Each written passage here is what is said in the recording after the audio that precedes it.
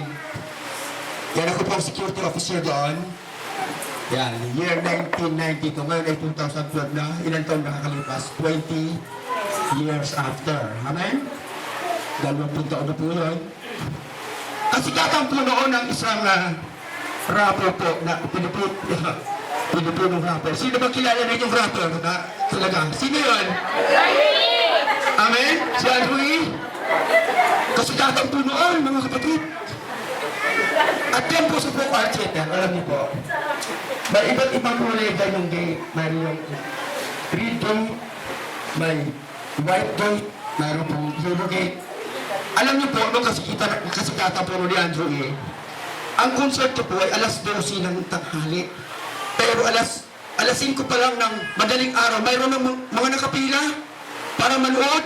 Kasi hindi lang naman kasi siya ang concert doon marami din iba pang mga artista. Alam naman po natin ang mga Pinoy, mga Pinay, mahilig sa mga mag-idolo ng mga artista. Amen po ba? Amen po ba? Yan, alam, mahilig sa artista yun Ay palibasan po ako, security officer.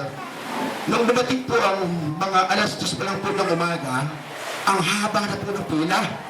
Siguro yung bawat pila, mula rito baka aabot na doon sa church ng simbahan po dyan ng Roman Catholics. Talagang siksikan po yun. Yung iba nagpaon na. Nagpaon na sila para makita nila yung kanilang iniibolo. Ganun po sila. Ay ako po ay umakyat po ako doon sa third floor at may hawak po akong mikropono. Yung mikropono yung di battery lang. Trumpa. Hindi ka po. Sabi ko, huwag kayong magsiksikan dahil kawawa naman yung mga may edad na, mga malipit. Alam niyo po mga kapatid, meron pong sumigaw, ay ayaw si Andrew nung huwag mo sumigaw pa na Andrew. Yung mula po sa pinakalikuran, nagsiksikan po, papunta ron sa harapan, kahit marami na kanda ipit-ipit, nasira po yung pintuan. Nagkatunayan, nagbiro lang siguro, ay mapagtutuwan talaga, nakamukha naman talaga ako ni Andrew Nagbiro lang siguro, ayun pala sa third floor na lupus. Talaga pong nagsigawan po, nagpalakpakan. Siguro po palakpakan ay hindi lamang mga 15 minutes. Men, Andrew lamang po, pero pinalakpakan nila 15 minutes. Gaano pa po kaya ang presisyon ng Panginoon? Nasa po ating kasama ngayon, amen? Higit siya sa mga artista kilala, amen? Amen? Bakit hindi natin siya palakpakan ng mas mahabang palakpakan? Amen? Hindi na po, napapansin namin po, tipid na tipid tayo sa pagpapalakpak. Hindi po natin alam na ang kamay na ito, tumili ito sa atin, amen? Para gamitin, saan? Sa pagbibigay ng pagpuro sa ating Diyos na buhay, amen? Praise God, hallelujah! Hallelujah, Jesus, hallelujah, hallelujah. At bakit po tayo lumalabas sa kanyang mensahe, tayo po muna lahat ay mahilingan lumuko. At tayo po ay sama-sama manalangin. Hallelujah, hallelujah, Jesus, we exalt you, Lord God. Hallelujah, hallelujah. Yung kapagpalang mabait ang pong Diyos na aming sinasamba at pinadakila. Kinikilala ka po namin bilang manlilikha ng langit at lupa.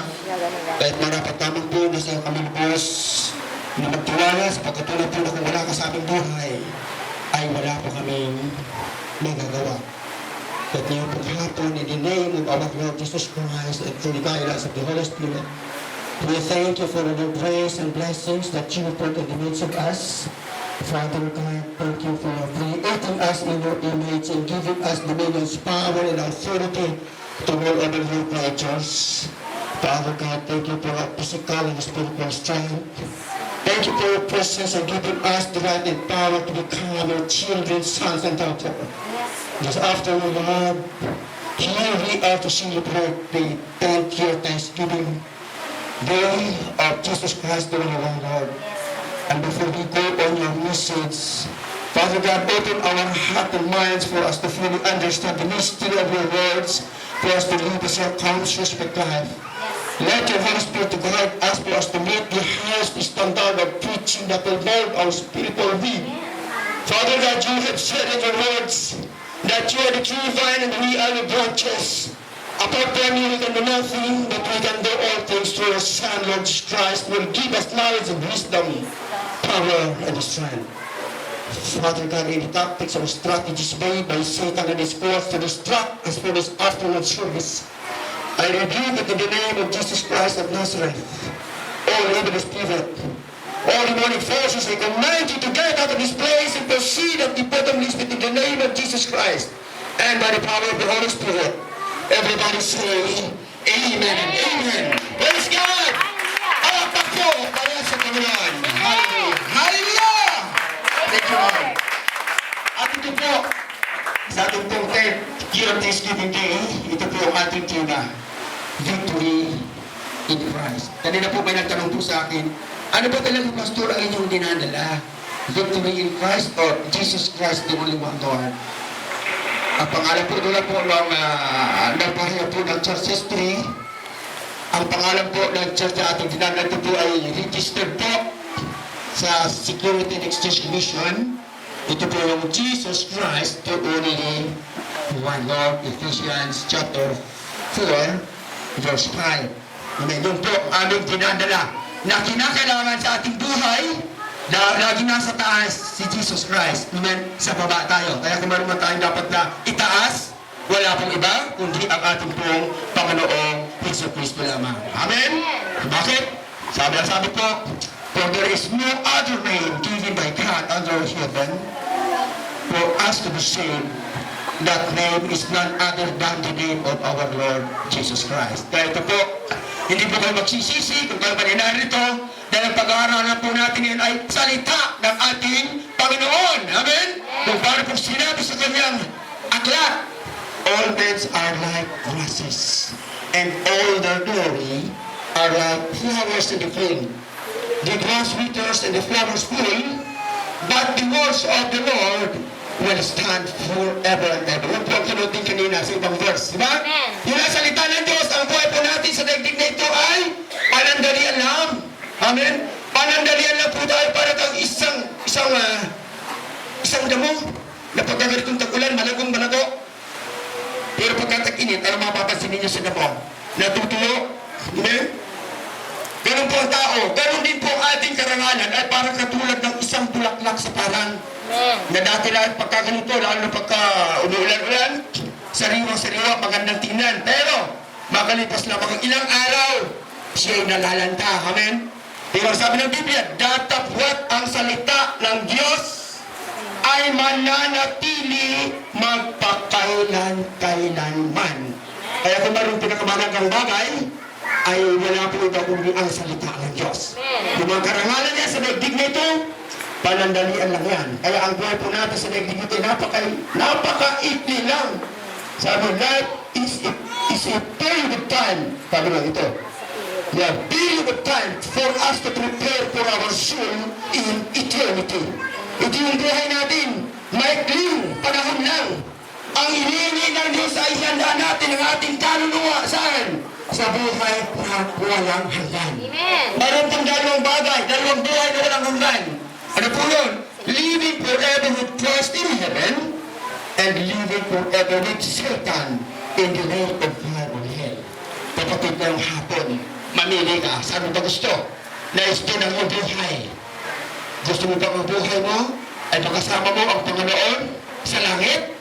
Amen? Dahil sa mga malalalim na po ang pagkakalam sa salita ng Diyos, tayo po ay mga dayuhan lamang sa daigdig na ito. Yung mga taong tunay na may relasyon at mayroon po tinatawag na personal union with God, amen? Sila po yung makakasama ng ating Panginoon po sabi ng Biblia. Amen? Ano po bang tinatawag na personal union with God? It is a response from the calling of God for us to enter into His presence and Christ will come in us and dwell in our heart. Yun po. Pagka narinig po ang salita ng Diyos, kung may panawagan sa iyong Panginoon, ano sabi nung tulugon ka?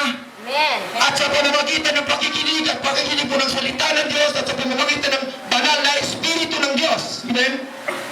Doon kapatid na yung unting mababago ang buhay mo.